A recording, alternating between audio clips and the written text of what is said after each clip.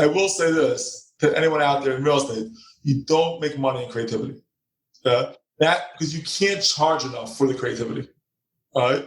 I come in there, we've had this multiple times. Like we came in there, we looked at stuff. Like we worked for a client on a project. He wanted to go build a new warehouse building, and the numbers just, I gave it over to my underwriters, and the numbers just weren't working so well. Right. And we came up with a whole different strategy of going and doing it as a truck parking facility. The zone for it was allowed for it, this and that, and the numbers went literally from being like an okay deal to like an unbelievable deal. But how much can you charge for that? And what we've, a lot of the services that we're doing on the side of it is that literally because 90% of your value is created in the first 10% of your work. Your network is your net worth. Come listen to some of the most successful people I know share invaluable knowledge, stories, and advice in real estate, business, and beyond. This is Weiss Advice. Whether you want to take your business or personal life to the next level, look no further. Welcome back to another episode of Weiss Advice. I'm your host, as always, Yonah Weiss, and with me today we got Joseph Kahn over here. He is the CEO and founder of Vision RE. That's RE stands for real estate, and I'd love to give you just a little introduction. But first, Joseph, however you want to be called, what's going on? Pretty good. It's nice and hot here in Lakewood, New Jersey. Not as bad as when we were last week in Orlando, the week before in Arkansas, but it's going good. So you guys are traveling around. So what brings you around? I mean, you're consulting for clients in the real estate industry, doing all kinds of projects, whether from construction, building, ground up, acquisitions, due diligence, asset management, like everything in between, right? What is it exactly that you do? I think a lot of our people, listening to this may have come across you on LinkedIn, maybe other projects and things like that. And what is it exactly that Vision RE is all about? So Vision RE is all about filling in the missing pieces of the puzzle. We don't do our own deals. We don't do construction. We don't do property management. But we find as clients have needs for different services, whether it's, ground up, whether it's, stabilized assets, whether it's anything that they're hitting the brick wall with. All right. And that's what we really pride ourselves is working for our clients to help them fill in the missing piece of the puzzle. And wherever we can help them get what they need done, we're there to help them. So anywhere from some very, very large corporations, some of our clients, have assets in the billions of dollars, and some of our clients are buying their first property. And we did work so far from January 1st, 2020 to today, we've worked in 26 different states. All right. And really covered. Yeah, we've done everything we say from converting McDonald's to a used car dealership to we worked last year for a hedge fund. They were giving a loan on an airport, in a new airport, FBO. We've done, you name it, and everything in between. So on the same day that, like today, I had multiple conference calls. They were for ground up projects, stabilized assets, value add assets, warehousing. I had a call today. Just trying to think which one I'm missing here. I'm missing one of them. For an owner-occupied project, the guy's taking his business from one state, moving to another state. It's a business that's, been around for 40 years. They got a great deal for someone to come and lease their current space. They own a building across the river, and they're picking up and moving. Right. So we're literally, whatever our clients needed our help with, that's what we're there to do. So it's a lot of, obviously it's consulting, but there's a lot of, I guess you would call it like strategic planning, really, that it goes into. Yeah, that's where my original background was, a lot of doing that type of work. I have a very good brain for that. So it's very much about seeing the bigger picture, not seeing the trees, but seeing the forest. A lot of that. We have a client that came to us 2 weeks ago. He had a Fortune 50 company leasing 140,000 square feet out of 208,000 square feet in his building. The other tenant that was there closed down, went out of business because of COVID. And the second tenant, which had the majority of the building, gave him notice that, yes, our lease is up in 2 years, we're not renewing. Right? So he has 208,000 square feet. What am I doing here?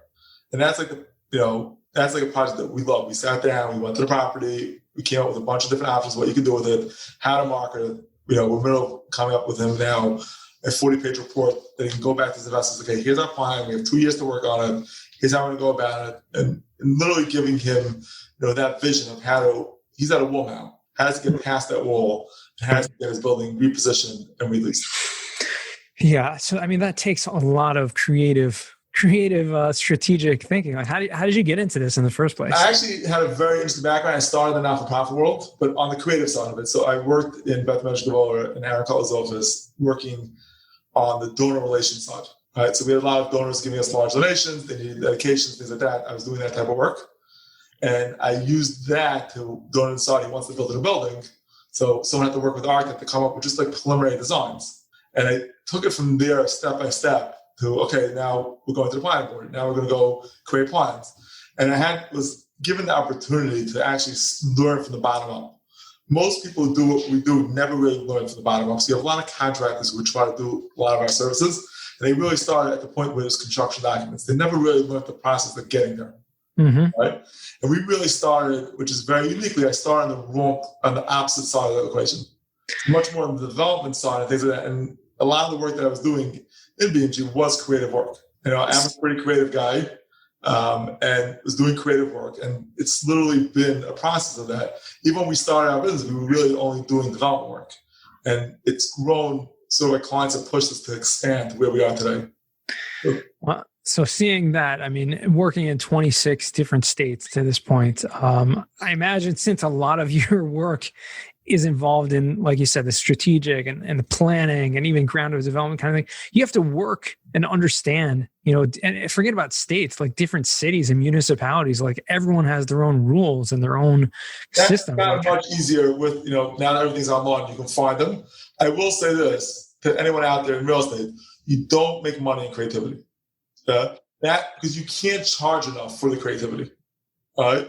I come in there, we've had this multiple times. Like we came in there, we looked at stuff. Like we worked for a client on a project. He wanted to go build a new warehouse building, and the numbers just, I gave it over to my underwriters, and the numbers just weren't working so well. Right.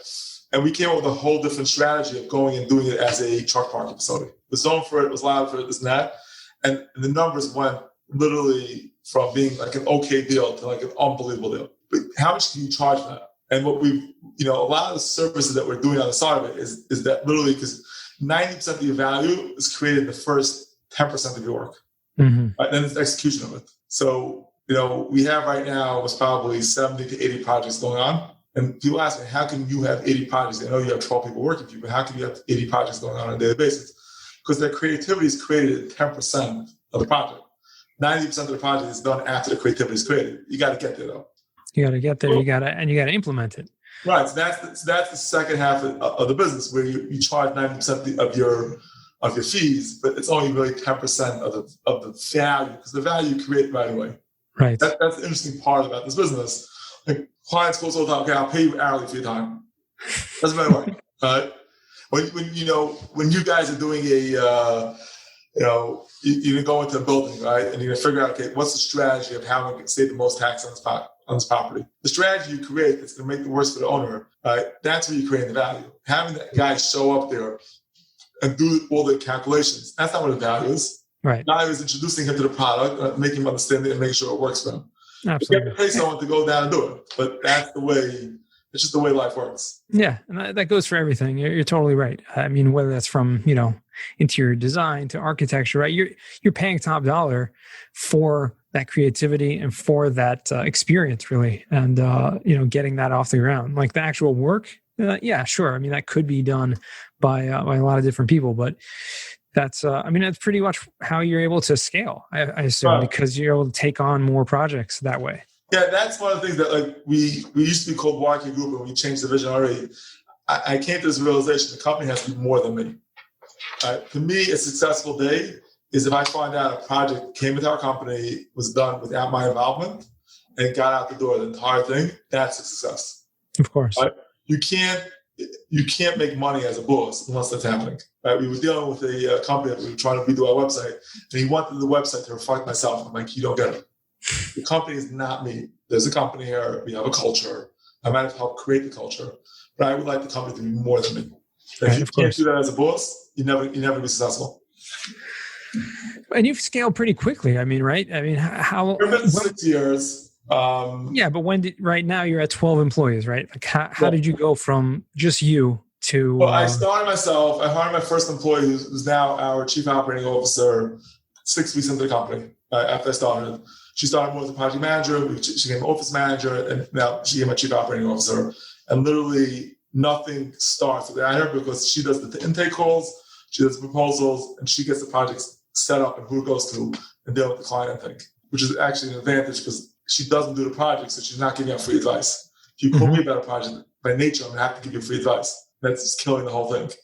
So that's very important that we figured out and have done.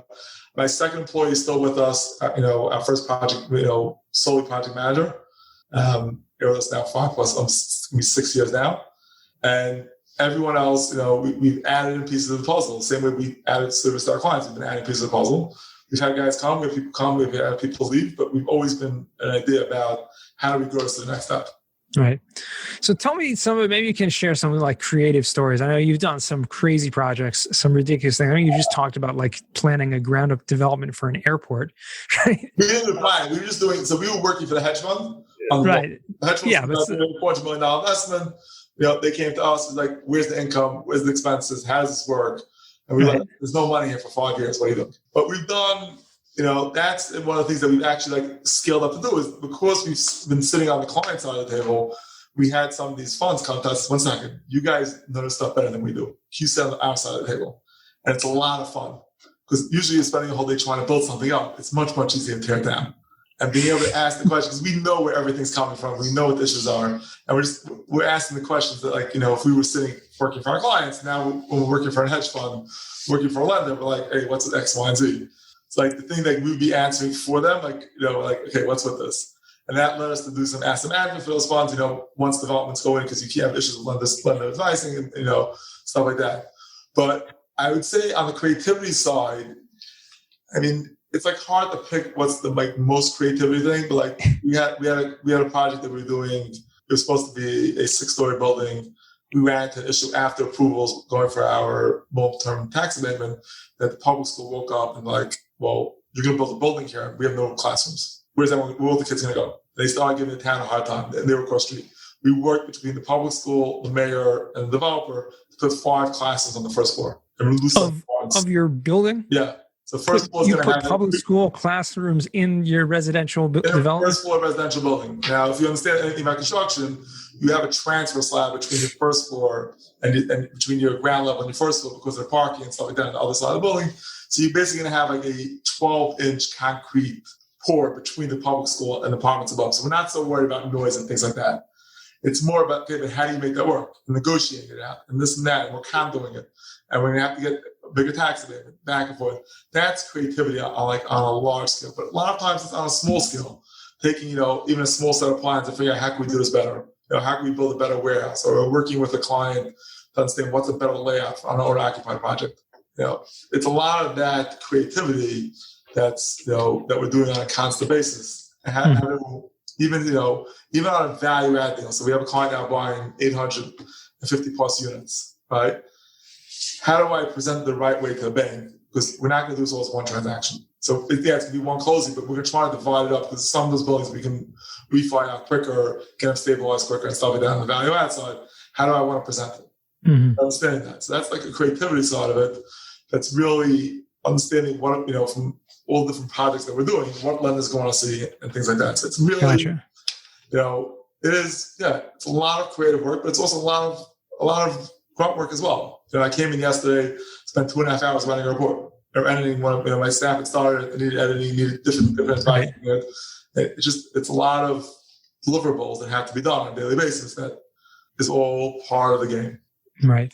Do you come in as like advisory in terms of, you get to know your clients, obviously, you get to know what their needs are. Obviously these are people who are, you said anywhere from hedge funds or private equity, these people, but individual just owners. I was on the phone today with a client who's only done 3 family houses till now. He's in contract to build a property. He can either build, by zoning he can build more, but financially viable, he can either build 80 units or 100 units. And we're working with him to understand which way makes the more sense to build 80 units or 100 units. Believe it or not, even with crazy wood prices today, it still is cheaper to build 4 stories of wood than to build 5 stories of light cage or do 2 floors of transfer slabs, of non-combustible materials. So getting to understand what makes the most sense. And then from there, we'll go and help them get all the approvals. We had a client last year came to us, they paid a little less than $3 million for two adjacent properties. One was an 1.5 acres, one was a quarter acre, a little more, let's say 0.4 of an acre. These guys had never done anything like this before. We helped them get their approvals and sell the property during COVID at more than they expected on the first part. They made like $1.5 million profit. Now they're going to get the approvals on the second part and try to sell that as well. These are guys that without us would never get to first base. So there is a lot of reward in doing it. We have a wall. Maybe I can hand here. No, I'm talking about because we have the background, but we have a wall of all these interesting statements that we did on one of our day camps to staff. Okay. There is, and maybe you can translate the word "fagin." There's no real English translation of fagin. You get it, but like one of the things that a lot of times we'll get paid $30,000, $40,000, $50,000, $100,000 working for a client, and the client's making millions of dollars. Right. The guy's like, how can you do that? I'm like, we have a business, we have a product, we have a service. It's not really relevant how much money the client makes. We're here to provide a service. So as long as you can live with that and go to sleep like that at the end of the night, that's great. Yeah, I mean, listen, you have to be happy with that. You run your business, right? You save the client millions of dollars in taxes. You take now you're charging him a fee. Right, exactly. You're happy to being a piece to the puzzle. Sometimes you're a much bigger piece to the puzzle than others. Sometimes you're the whole puzzle itself. But again, you're creating value. You're running a business. It's successful, and in the end of the day, you're making happy clients.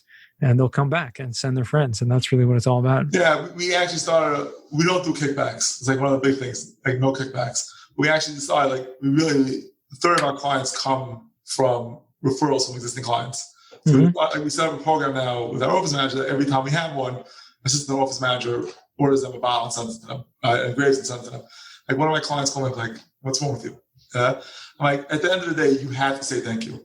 Right? Of course. So, it's just a natural thing. If you did me a favor, I said thank you to you. Don't ask me for a discount on your next project. I love it. Clients calls up all the time. Okay, give me a good deal. I'm going to introduce you to X, Y, and Z. Exactly. Nothing. Right? That's like the biggest red flag. Right? Yeah. Does that? The biggest red flag. No, it happens. I can relate to that. It definitely happens. People expect, they're referring you business, which is very helpful. But in the end of the day, you have a service, you have a business to run. It's not going to, just because you have more intake, more business, that's more work on your end. You can't necessarily cut the corners to charge less on someone else significantly just because they sent you business. Obviously, you're helping save someone millions of dollars, right? And then they're asking you to cut like $1,000 of their price. We had a client came to us a few months ago. He needed a underwriting and an OM, right? No problem. And we're talking to them, asking like, who's your contract on this project? Pretty complicated project. You have an existing building of 5 stories. You're adding on 4 stories above it. It's pretty complicated. The bigger problem with such a project is a lot of contractors that are very good at doing ground up construction would royally fail on this project. Because you have to really understand construction very differently to do this. Right? It's sort of like you need a guy who has done ground up, but has also done renovations, because it's 2 separate projects in one. Right. And I told him, I have a guy that I have to be friends with. I'd like to make an introduction to you. Came out to my office. I put that other guy down. I made the introduction. And in the end, he went out to bid. He ended up going with this guy that I recommended him. So you're talking about every time I think it's like a $15 million construction project. Right? Our fees for the underwriting and OM was like $12,500. Right? And here I made this referral to someone who just got a $15 million job. Right. So figure even if he's making, let's just say it will be nice, he's making 5% of that. It's $750,000, right, in fees. He's making a lot more money than me. I didn't really, but you know what? I was very happy to help this guy. And he calls me up and says, what do I do? I'm like, you owe me nothing, all right? You literally owe me nothing. Tell me no. You see me in shul, you say thank you. That's what it's all about. Because at the end of the day, you can't start having those calculations. The instant I have the calculation, I'm recommending you to go to a certain contract because I'm getting a check. Right. That's what. No, that's part of the business. I have no trust. And the number one thing that people have with us is they trust us. Exactly. So exactly. The creativity, the trust, they know that there's a certain honesty in it. It's very much, that's the value of our business. And I will say, similar to yourself, I would think a third of our business actually comes from LinkedIn, believe it or not. Well, for me personally, Madison Specs, the company I work for, is a big company. But I get 80% of or more, 90% of definitely. It's interesting. Not only do I get the business from LinkedIn, but I think I post every day and I put it on my WhatsApp status. And I find that has an even bigger boomerang effect as well. I'm sure it does. What happens is that you have even people that you know, or people that you spoke to one time, you save their contact, they'll remember you again. Mm-hmm. So, absolutely. It's being top of mind. And that's really what it's all about. I mean, that's really what networking is all about. And that's a lot of my staff, we encourage them all to post as well. I'll come in on a Sunday and write a post for the whole week. You can't do it every day. It's too hard. I find it almost impossible. But if I come in on a Sunday and I'll write 5-6 posts for the next week, it's doable. Mm-hmm. So as long as you put away that time, that hour and a half, I mean, it's now 2 years we're doing it like every day. It really does show its value and show its returns on time. 100%. We did this pre-COVID. We did a bunch of them. We did a few of them as webinars during COVID. But we're now doing next week, on the 30th, we're doing a free course, which actually costs us money. And we've gotten business out of it. But more importantly, it's like giving back to people. Right? Mm-hmm. There's so many guys out there have so many questions. Right? And I don't have the time of day to give them time of day to answer questions. But I can get together one night in Newark, rent out a space, costs us a few $1,000s, and we'll go. We'll give it give an advice thing and answer questions afterwards. I like to give back. I came from the not-for-profit world. I always tell people, if you want to learn, there is no better place to learn business than the not-for-profit world. Because guess what? If I would have worked for someone in real estate, I never would have, whatever channel they would have put me into, I would have stayed in that channel. Mm-hmm. The not-for-profit world, you don't have that luxury. So you learn so many different things. Yeah, absolutely. You have to be creative. Absolutely. You're learning everything. Like, whatever's going to make it work. We're not going to go out and hire someone just for this. Here's a guy we have here. Let's go ahead and do it. Right, exactly. So, a lot of things that I learned to do when I was there, using Excel and things like that, are really because of my time in the not-for-profit world. I went out to dinner with somebody. His son just finished college, and he seemed about bringing him in-house into this company. I thought, go find him a job. You're very well in the not-for-profit world. You work for a lot of not-for-profits. Let him go work there for 3 years. It's like, what are you doing? Like, he'll learn the most there. But, if you bring him into the company now, he's literally a rough, knows nothing, and Papa's owns the company. Yeah. Let him go work somewhere for 3-4 years, get a knowledge base, learn how to do things, learn processes and things like that, and take it on from there. Sure. So, necessity is the mother of invention. You learn that way. It makes it. It's very hard to do it otherwise. I see friends of mine who also worked in not-for-profits and then gone out and started their own business. Like some people I worked at my old job, and you see like how good they are at what they're doing because they had that opportunity to learn new things. If I worked for a regular developer, I never would have given an opportunity to take a set of plans, print it out, and literally understand what every symbol means on it. Right? But you can't train someone to do that. Either you have the thirst for knowledge and you sit down and do it. I could never take the time to do it now. But I had the time when I was working out for profit, printed it out, learned how to read a set of plans. When we were doing construction plans, I knew how to read a set of plans better than a contractor because I had that opportunity from the ground up.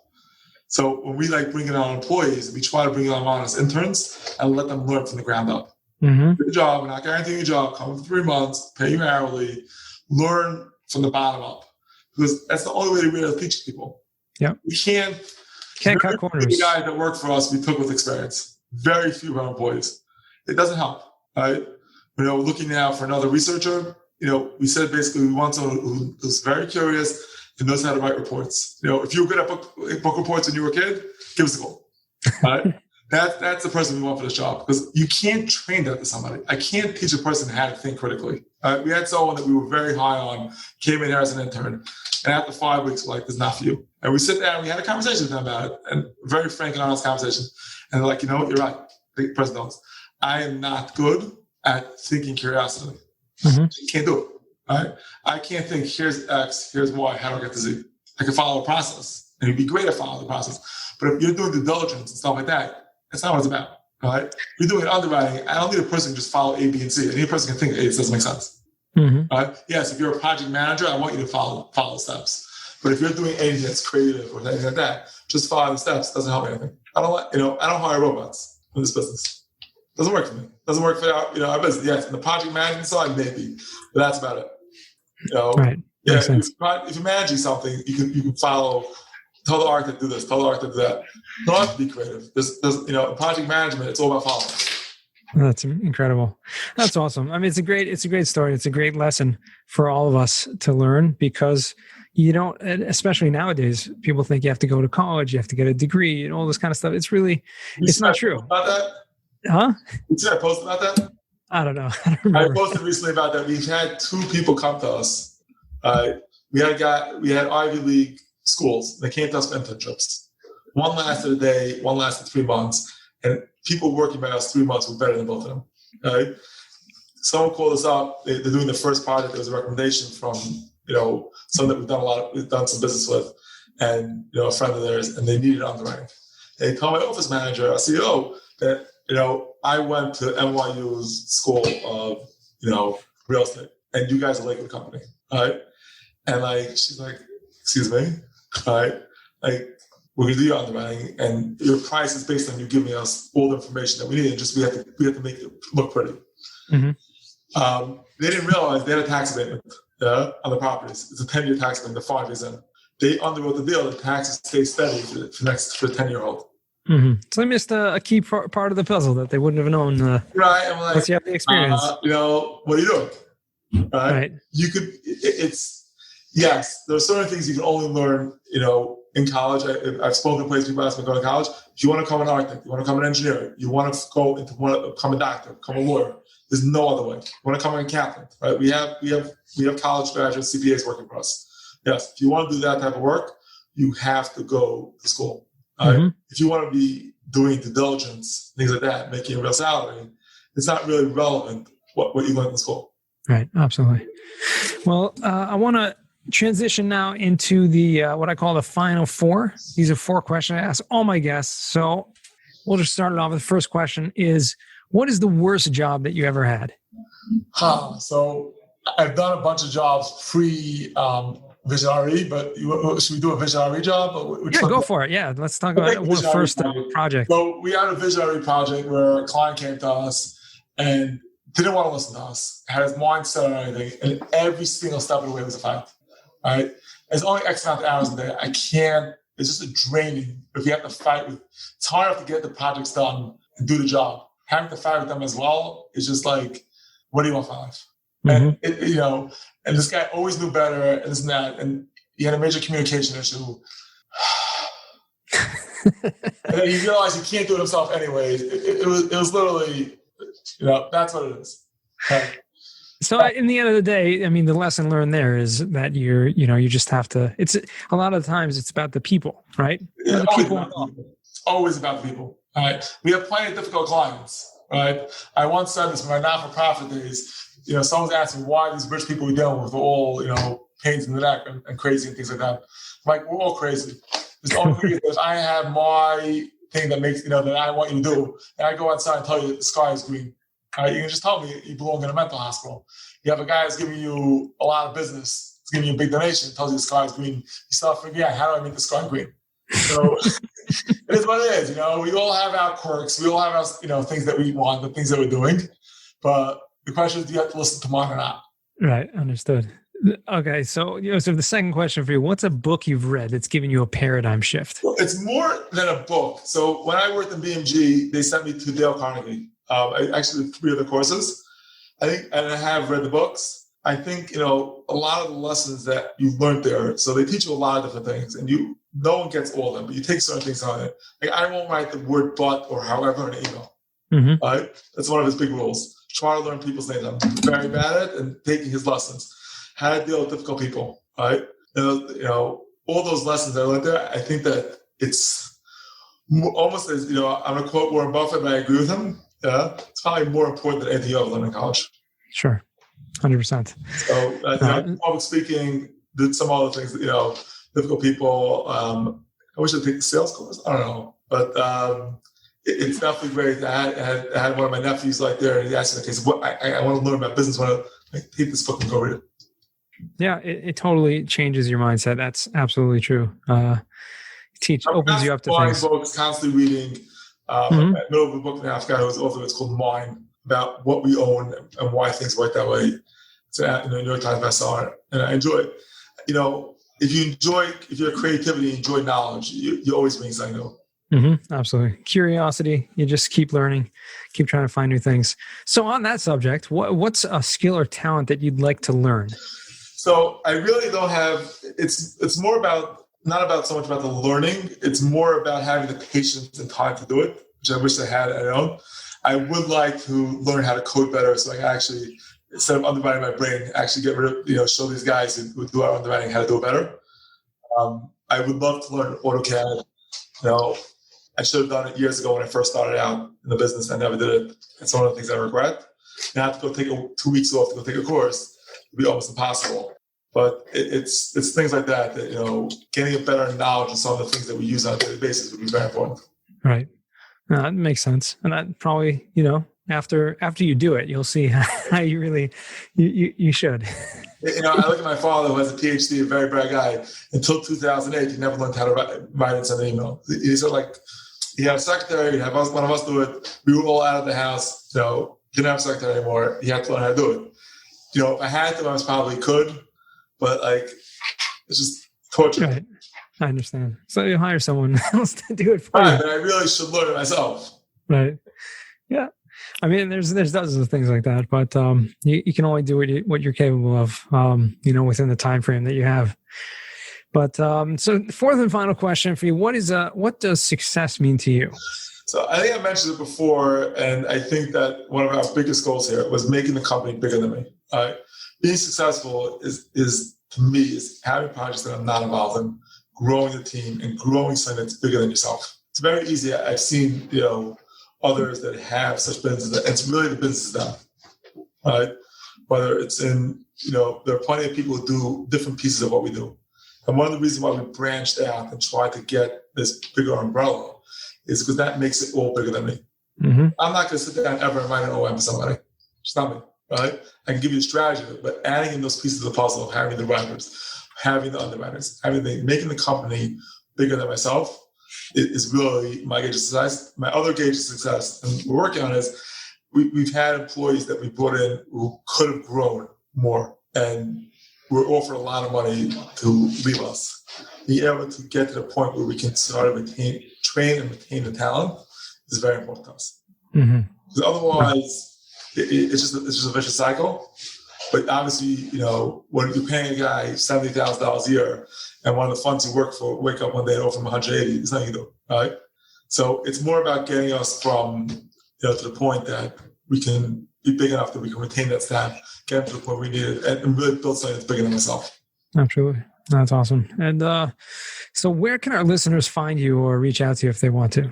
Visionary.com. You see my LinkedIn all the time. It's, call our office. And, on average, we sign around, 3 proposals a week. It varies each week. One of them are existing, 2 of them are existing client, one's a brand new one, or one's, 2 are brand new and one's existing. That's really what it is. So it's really, we're constantly on a yearly basis adding 50 to 60 new clients. So we're constantly having new flow of clients, new flow of projects. I'm still waiting for a client to hire us for a project down in Hawaii or Alaska or something really fun first place. Somewhere you can travel down there. We've done work in Canada already. So, I said the first person to hire us for Alaska project gets half price. Which includes the visit. But, that's what it's all about. And then growing the services, that we're doing on a constant basis. We've added staff member now to help our clients, between clients do deals or help our clients get deals done, whether negotiation side or the actual acquisition, things like that. And, hopefully tomorrow he's with us now. Joe Rosenberg can do with us now almost 8 weeks. His first deal is closing tomorrow. Where client A told us, I have this need. I got a, owner-occupied client. I got to buy a new warehouse building. Here's what I'm looking for. And he went out and found exactly what he was looking for. That's closing tomorrow. That's awesome. So we have 12 deals in the pipeline. It should be closing the next few weeks. But that's really what it's about. It's helping our clients get them done. Awesome. Well, wish you much continued success with that. And I appreciate you taking the time. And I'm a very busy guy out for us with us today. And I hope we can get, my pleasure. See lots more of this in the future. Thank you very much for your time. See you all. Yeah, for sure. And to all our listeners, remember the best advice comes only when you ask. Real quick, I have one question for you. Did you like this episode? If you did, I want to ask you a huge favor. See, the biggest thing that helps this podcast grow and that will spread this message to the whole world is that if you leave a review, a rating, and subscribe to the podcast. What that does is it basically tells the platforms that this podcast is out on is that you like my stuff and I'm doing something right. So take a few seconds out of your day, hit that subscribe button, leave a rating or review. I would be extremely grateful. Also, I want to hear from you guys. So I want to hear some feedback. If you have any questions for future episodes, please find me on LinkedIn, send me a DM, connection request, Yona Weiss, and I'd love to hear from you.